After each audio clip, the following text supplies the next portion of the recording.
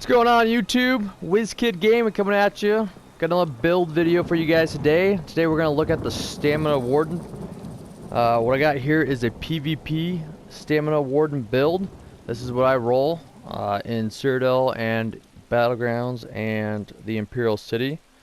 It's not complete build yet. It's a fresh max level character here. I'm going to walk you guys through what I got on my guys so far. So you take a look at the character screen here. Just sitting here with the food buff on, nothing else on. We're looking at a little over 10,000 magicka, almost 21,000 health, and 31,500 stamina. We'll get into it here in a minute. I don't have the Undaunted passives yet, so I'm missing out on 6% to each of those stats, which is, you know, why we're missing a little bit there. Weapon damage completely unbuffed. We're looking at 3,300, just over 3,300 right now. Weapon crit's only 16.7%, but that's because we don't build crit in PvP. Stam recovery, obviously 1773 is necessary. 1,220 magicka recovery. You'll find that the Stam Warden is magicka heavy, and then 544 health recovery. Alright, breaking into the sets. First set we run is New Moon Acolyte. It's a great set. Lots of damage and penetration. Yes, it does increase the cost of your active abilities, but that's okay, because number one, I'm on a Wood Elf who gets a whole bunch of stamina recovery. And my second set, which we'll break into next here, which is Eternal Vigor. Eternal Vigor gives a load of resources. So you get magic recovery, stamina recovery, health recovery for your 2, 3, and 4. And then your 5 piece, you get your max health. And you get your recovery for stamina and magic while above 50%, and health recovery while you're below 50%. Eternal Vigor is a great set. I run a heavy armor build right now. Next up, the monster set. I tend to flip between monster sets. I have Veldris on right now. There's a number of great sets out there. Selines, Balrogs. It comes down to your preference. Right now I'm just testing out different proc sets to see what works best. So Veldris is very likely to change in the near future. Moving into the skills.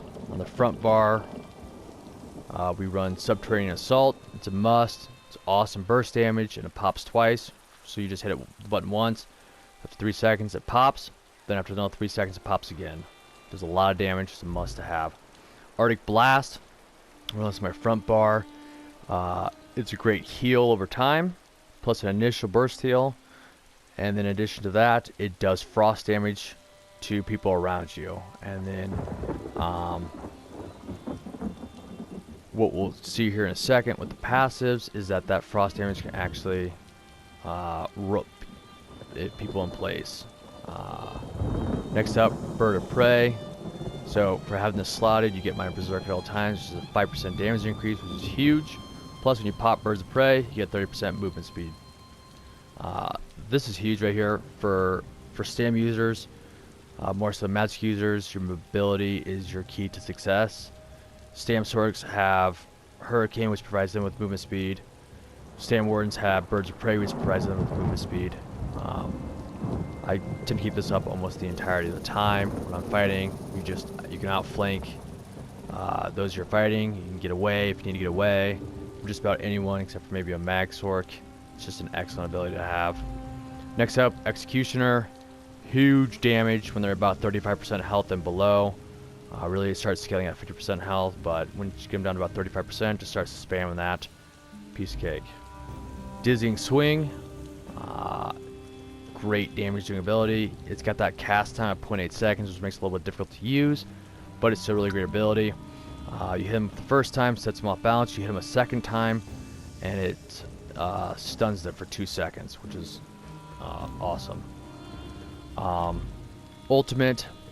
I go back and forth on what ultimate to use. Sometimes I use Sleet Storm. This, what it does is when they're in the Sleet Storm, it reduces their movement speed by 40%, so you basically have them trapped next to you for the entirety of the time that you have Sleet Storm up. Their movement speed is reduced by 40%. In addition to that, you gain major protection while it's up, decreasing your damage taken by 10%. So, number one, they're stuck next to you, and number two, you're more tanky. Sometimes I will swap that out. Dawnbringer is an excellent ability to have slotted. Number one, it does a lot of damage. Number two, just for having it slotted, it increases your weapon damage by 3% because of the passives and the fire tree skill line. Back bar. I've been playing around, so I have an Arctic Blast in the back bar as well right now. That's liable to change. I was just trying out different abilities on the back bar. Next up, I have the Bold Netch, which is the stam regen plus your major brutality, and every 5 seconds it removes one negative effect from you, so it's a cleanse every 5 seconds. Next up, Ice Fortress. That's where you get your major resolve at. You gotta have major resolve in PvP. It's just necessary. In addition to that, you gain minor protection, which reduces your damage taken by 5% for 24 seconds. So Ice Fortress is awesome, especially when you're running Ice Fortress with Sleet Storm. All of a sudden you get 15% damage reduced. So the damage you're taking while you have both those abilities active, you don't take a whole lot of damage. It's pretty fantastic. Next up, Enchanted Growth. I know what you're thinking, why you run the Magicka version of this heal. I don't run this for the heal itself. I run this for the minor intellect and minor endurance buffs that it gives you. So when you pop this heal, yes, it gives you a small heal, but what it actually gives you that you want is it increases your Magicka and stamina recovery by 20% for 20 seconds. That's huge. And I'm going to show you what this does to my regeneration on my character screen here in just a second. Last up on the back bar, Resolving Vigor. You got to have a heal. This is my main heal. Resolving Vigor couples really well with Arctic Blast. Those two are both really good heals. And then I have the Enchanted Growth I'll pop every once in a while just for the buffs, but it's also a small little heal as well.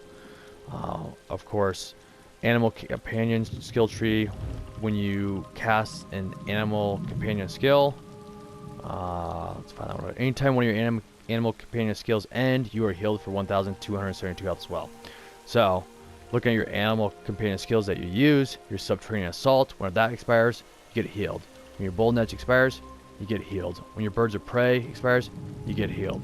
So you got a lot of healing going on the Sand Warden, which is what makes it so effective in PvP. You got a lot of heals going on, you got a lot of damage reduction going on, and you got a lot of mobility.